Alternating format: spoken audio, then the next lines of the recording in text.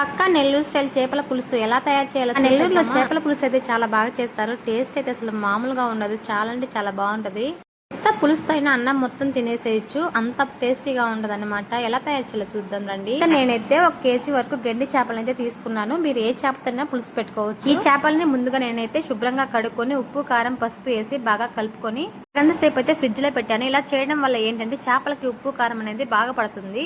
ఇక్కడ నేనైతే 1 KG చేపలకైతే measurement చెప్తున్నాను. మీరు ఎక్కువ తక్కువ అనేది మీరు చూసుకోవాలి. ఒక పెద్ద నిమ్మకాయ సైజ్ అంత చింతపండు అయితే శుభ్రంగా కడుక్కొని నానబెట్టుకోవాలి. 2 మీడియం సైజ్ ఎర్రగడ్డలు, ఒక పెద్ద టమాటా, 3-4 పచ్చిమిర్చి, ఒక మామిడికాయ వేసుకుంటే సరిపోతుంది. ఇవి సన్నగా స్లైసెస్ లా కట్ చేసి తర్వాత చేపల పులుసులకి మెయిన్ గా కావాల్సింది అయితే ఆవాలు, జీలకర్ర, మెంతుల పొడి కదా. ఇందుకోసం అయితే ముందుగా ఒక కడాయి పెట్టుకొని అందులోకి అయితే 2 టేబుల్ స్పూన్ల ధనియాలు, 1/2 టీ స్పూన్ ఆవాలు, 1/2 టీ స్పూన్ జీలకర్ర, 1/2 టీ స్పూన్ మెంతులు వేసుకొని దోరగా మసాలాన్ని మాడిపోకుండా సిమ్ లో పెట్టుకుని నిదానంగా దోరగా ఫ్రై చేసుకోవాలి. ఇవి మాడిపోతే మాత్రం కూర మొత్తం చేదొచ్చేస్తుంది. తర్వాత వీటన్నింటిని రోట్లో వేసుకొని మెత్తని పొడిలా చేసుకుందాం. మీకు రోలు అవైలబుల్ లేకపోతే మిక్సీ కన్నా వేసుకోవచ్చు. చూడండి, ఇలా మెత్తగా పొడి అయిన తర్వాత అయితే ఇందులోనే ఒక పెద్ద తెల్లగడ్డ పుట్టు కొలుచుకొని ఇలా వేసుకొని వీటిని కూడా మెత్తగా దంచుకున్న ఈ పొడిని అయితే ఒక గిన్నెలోకి అయితే తీసుకుందాం. చేపల పులుసులకి మెయిన్ గా కావాల్సింది అయితే ఈ పొడి అన్నమాట. పులుసు అయితే స్టార్ట్ చేసేద్దాం. ముందుగా అయితే ఒక బెడల్పాటి కుండ పెట్టుకొని అందులోకి అయితే 4-5 టేబుల్ స్పూన్ల ఆయిల్ వేసుకోండి. ఆయిల్ అయితే చేపల పులుసులకి కొంచెం ఎక్కువే పడుతుంది.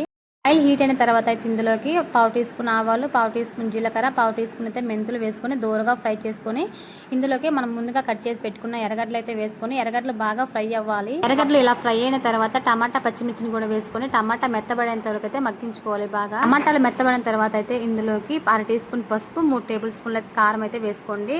కారం అయితే చూసుకొని వేసుకోండి, ఎందుకంటే ఆల్రెడీ చేపలలో వేసుకున్నాం కాబట్టి. వేసిన తర్వాత అయితే 2-3 నిమిషాలు బాగా కలపెట్టుకుని తర్వాత అయితే ఇందులోకి మనం ముందుగా ప్రిపేర్ చేసి పెట్టుకున్న ఆవాలు, మెంతుల పొడి కూడా వేసుకొని స్పైసెస్ అన్ని వేసిన తర్వాత 1 నిమిషం పాటు మంటని మీడియం ఫ్లేమ్ లో పెట్టుకొని టమాటాతో పాటు ఫ్రై చేసుకుందాం.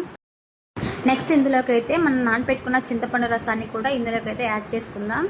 పెట్టుకున్న చింతపండులో ఉండే పులుసు మొత్తం కూడా ఇందులో వేసేసేయాలి.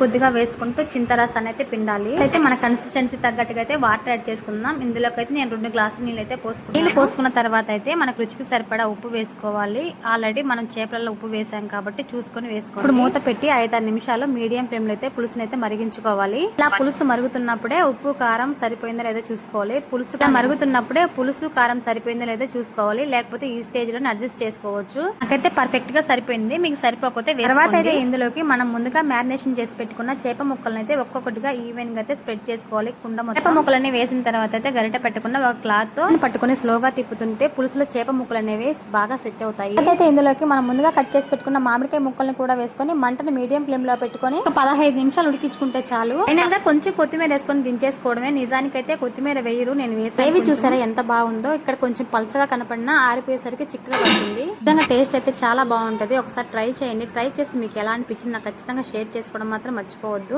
సో ఫ్రెండ్స్, నేను చేసిన నెల్లూరు చేపల పులుసు మీకు నచ్చితే ఒక చిన్న లైక్ ఇచ్చి సబ్స్క్రైబ్ చేసుకోవచ్చు కదా ప్లీజ్.